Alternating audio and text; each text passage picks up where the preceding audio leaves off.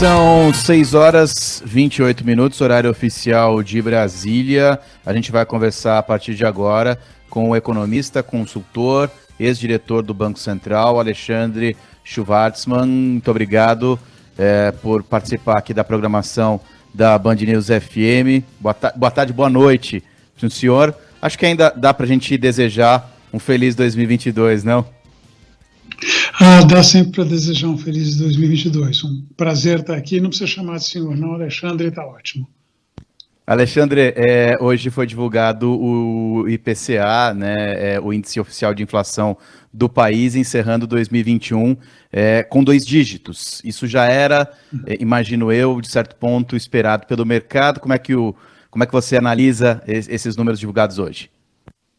Em primeiro lugar, de fato, se esperava um número ao redor de 10%, talvez até um pouco abaixo, acabou surpreendendo, mas se não fosse para ficar para baixo, seria 9,99, que na prática não faz a menor diferença. A verdade é que tivemos um ano particularmente complicado no que diz respeito à questão inflacionária, e o Banco Central foi surpreendido no começo do ano. Aliás, diga-se de passagem, eu também fui surpreendido pela intensidade do processo de inflação no começo do ano, e aí acabou que a reação, quando veio de forma tardia. Então o Banco Central ainda está correndo ali atrás do prejuízo, acabou de divulgar a sua carta aberta explicando por que perdeu a meta de inflação para esse ano, e uma sinalização de uma continuidade de aperto monetário, ou seja, de elevação de taxa de juros, para lidar com essa pressão inflacionária ao longo de 2022.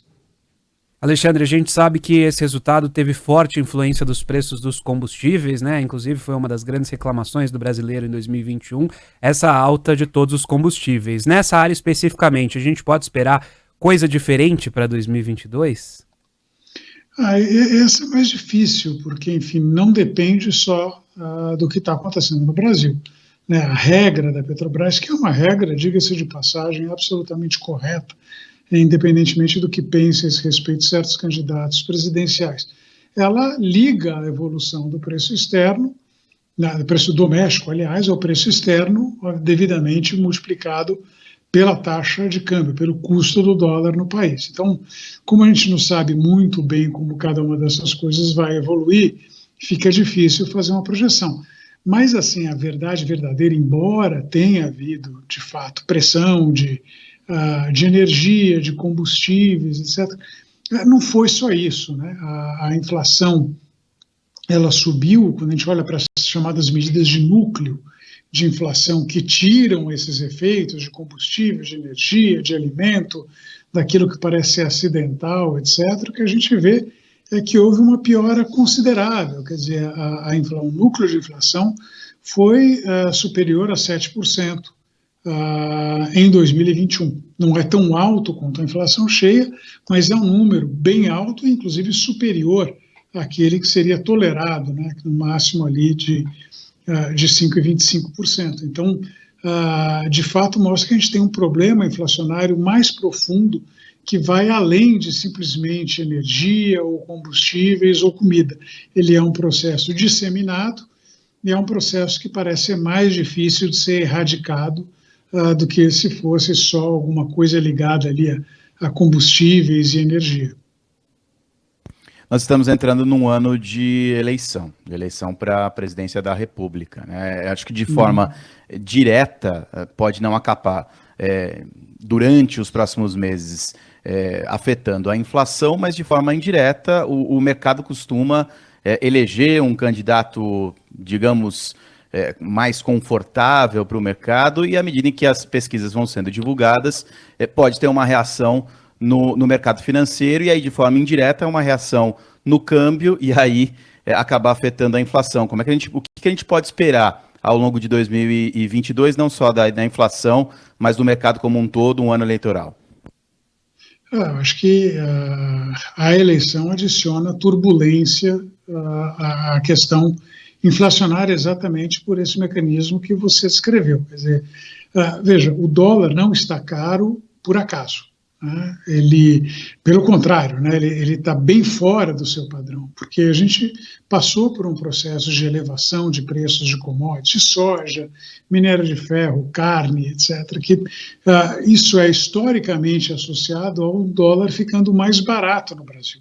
Não aconteceu esse ano, né, e não aconteceu, perdão, não é esse ano, já é o ano passado, muito por força de uma percepção de que a gente tinha problemas sérios na área de política econômica, em particular do manejo das contas públicas, né? Também não é por acaso que todas as medidas que foram anunciadas, no sentido de enfraquecer o teto de gastos, o calote que foi dado nos precatórios, se traduziram num dólar mais caro, mesmo num cenário de preços de commodities em alta. Eu digo isso porque, obviamente, as alternativas que existem no momento, do ponto de vista de eleição presidencial, as principais alternativas, que são o presidente Bolsonaro e o ex-presidente Lula, eu acho que eles são, em ambos os casos, muito pouco palatáveis para o mercado, né? Quer dizer, acho que ainda existe ali alguma esperança em alguns redutos que o ex-presidente Lula possa adotar uma política mais similar àquela que ele adotou de 2003 até mais ou menos 2006, 2007, que era basicamente a continuidade da política adotada pelo ex-presidente Fernando Henrique, né, o tal do tripé macroeconômico, mas a grande verdade é que as sinalizações que têm vindo, seja do presidente, seja do entorno presidencial, são sinalizações do contrário, quer dizer, na verdade, muito mais próximas à política que foi adotada já no final do governo Lula e durante a maior parte do governo Dilma, tal da nova matriz econômica que resultou ali em inflação alta, resultou em descontrole de contas públicas, resultou em dificuldades do ponto de vista de balanço de pagamentos, enfim. Esse acho que é o receio de mercado. Então, quando olha as alternativas que tem, a menos que surja algo no meio do caminho que esteja mais comprometido com uma agenda de austeridade fiscal, controle de inflação, etc., a gente pode ver novas turbulências no dólar. E se isso acontecer, certamente pressões inflacionárias que hoje não estão no radar, né? Então, essa pode ser uma novidade. O Brasil terminou 2021 com quase o dobro do teto da meta, que era de 5,25%. Foi a primeira vez desde 2015 que a inflação oficial estourou esse limite do sistema de metas, e a gente até falava mais cedo aqui na Band News FM que o presidente do Banco Central agora vai ter que escrever uma carta pública. Já escreveu? E entregar para o ministro da Economia e tal, explicando por que não atingiu esse objetivo da inflação. Esse cenário, ele foi mesmo inesperado? É claro que a gente sabe que a pandemia tem muitas questões aí que não tem como prever, ou o cenário internacional já dava alguns indícios de que seria difícil cumprir essa meta? Para ser justo com alguns dos meus colegas que cantaram essa pedra antes, né, algumas pessoas conseguiram ver. Acho que o melhor exemplo disso é a Solange Stror, economista-chefe do Credit Suisse First Boston. Ela cantou essa pedra, na verdade, no final de 2020. Eu fui surpreendido, eu diria, o Banco Central também e boa parte do mercado. Quer dizer, o consenso para a inflação desse ano, a inflação de 2021, no começo daquele ano, apontava para uma... Não é que ficasse dentro da meta, era ficasse abaixo da meta, né? Muita gente acreditava que a inflação não chegaria sequer, né, a meta de inflação propriamente dita, 3,75 no ano passado, mas ficaria abaixo dela.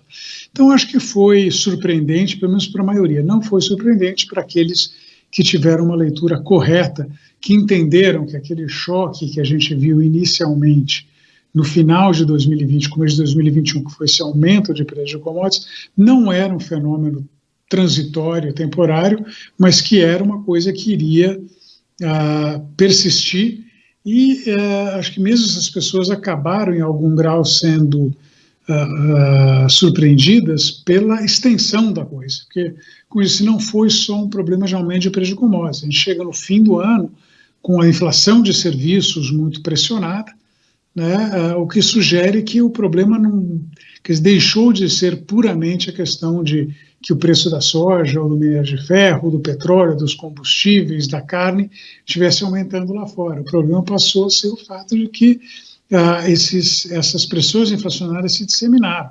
Quer dizer, na leitura de dezembro, propriamente dito, mais de 75% dos itens do IPCA registraram um aumento. É um índice, mostra uma inflação disseminada, não mais concentrada num punhado de produtos. Então, eu gostaria de acreditar que, de fato, foi surpreendente, porque eu também não consegui ver isso. Então, mérito para quem conseguiu enxergar esse problema antes, mas não era uma visão consensual há cerca de um ano.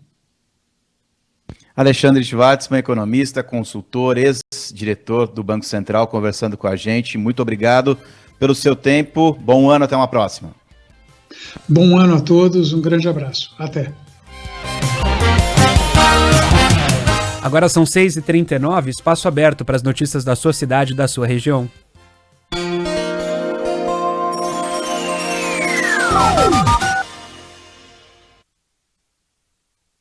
Salve, aqui é o Henrique Fogaça falando para te convidar a rolar no Festival Masterchef Brasil Beto Carreiro, edição verão. Se você tá de dieta, vai parar agora. Vão ter pratos, sobremesas e vários drinks do mundo todo e receitas minhas. Não vacila, vem pro Beto Carreiro. Festival Masterchef Brasil Beto Carreiro edição verão. Viva os sabores. Horário estendido até 9 da noite. Acesse betocarreiro.com.br ou ligue 47 3261 2222.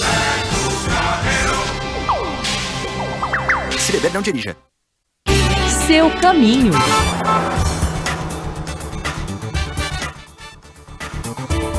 Destaque do trânsito, mais uma vez, do Alto, Guilherme Gimenez. Sobrevando agora